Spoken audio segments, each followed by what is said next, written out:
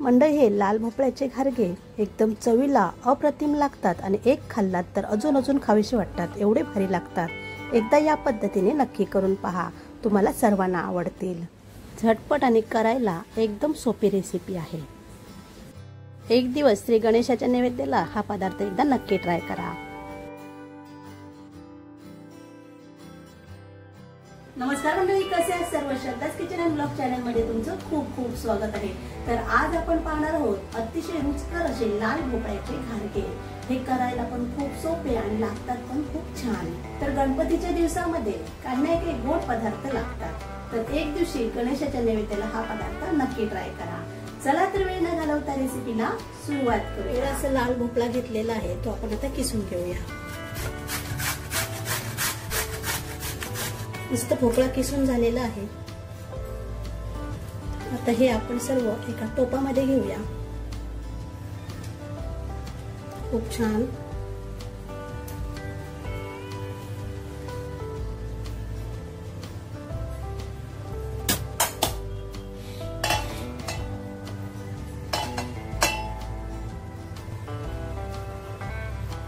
आता एवढा आपल्याला गूळ घ्यायचा आहे।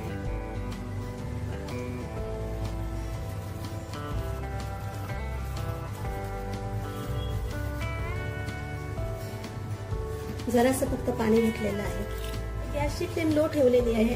आपण हे 3 ते 4 मिनिटं शिजवून घेऊया। अजून 3 मिनिटं आपण उकळायला देऊया।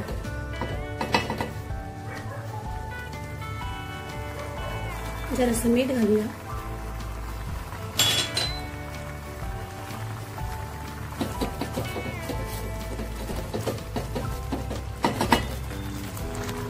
टोटल 4 ते 5 मिनिटं झालेली आहेत लो टू मीडियम फ्लेमवर। आता आपण गॅस बंद करूया आणि हे थंड करत ठेवूया। आता हे थंड झालेलं आहे, आपण आता स्मॅशरने स्मॅश करून घेऊया व्यवस्थित।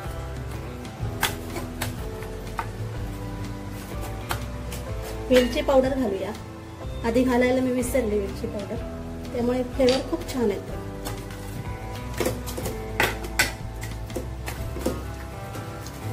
स्मॅश करून झालेला आहे।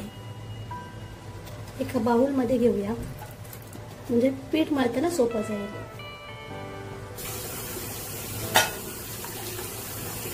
एक बाउल इथे गव्हाचं पीठ घेतलेलं आहे आणि 2 चमचे तांदळाचं पीठ। साधे तांदूळ होते, मी जाडसर मिक्सरला लावून घेतलेले आहेत। आता हे व्यवस्थित आपण मळून घेऊया।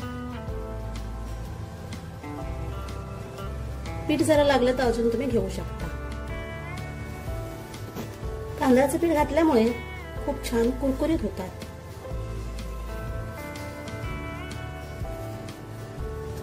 तेल घालूया जरासं, म्हणजे छान असं मळलं जाईल।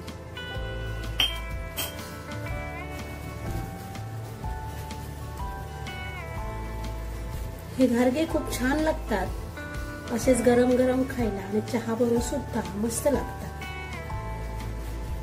आपण हे पीठ मळून झाल्यानंतर 10 मिनिटं झाकण लावून ठेवून देऊया, म्हणजे टम्म असे घारगे फुगतात। सॉफ्ट असा गोळा इथे तयार करून झालेला आहे। आता आपण 10 मिनिटं झाकण लावून ठेवूया। मंडळी, इथे 10 मिनिटं झालेली आहेत।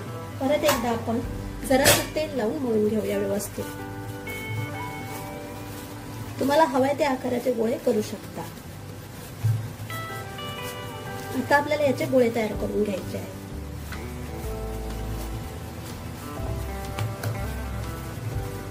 मस्त असं पीठ सॉफ्ट झालेलं आहे। आता आपण गोळे करून घेऊया। हाताला जरासं तेल लावलं परत तरी चालेल।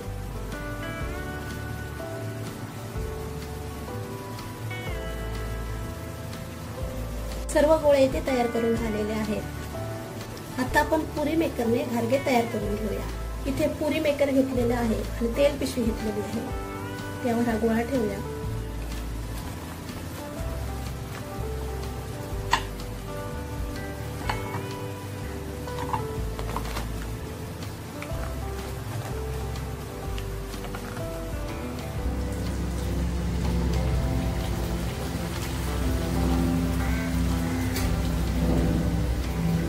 गॅसची फ्लेम मीडियम पेक्षा थोडी कमी ठेवूया।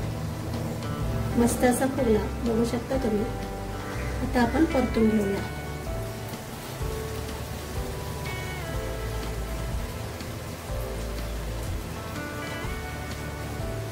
आता आपण काढूया. कसा फुगलाय बघा मस्त.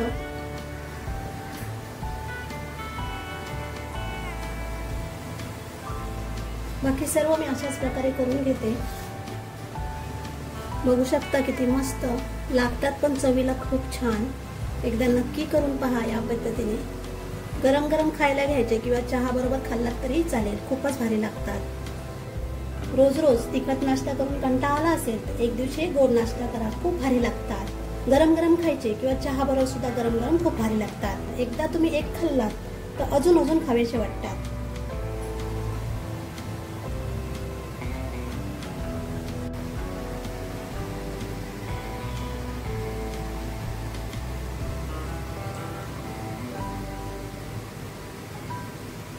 मंडळी एकदा या पद्धतीने करा, खूपच भारी लागतात. बघा मस्त एकदम सोपी रेसिपी आहे. एकदा नक्की करून पहा आणि कशी वाटली कमेंट करून सांगा. आवडली असेल तर लाईक करा, शेअर करा. चॅनल नवीन असाल तर सबस्क्राईब करून बाजूला बेल आयकॉन क्लिक करा. धन्यवाद.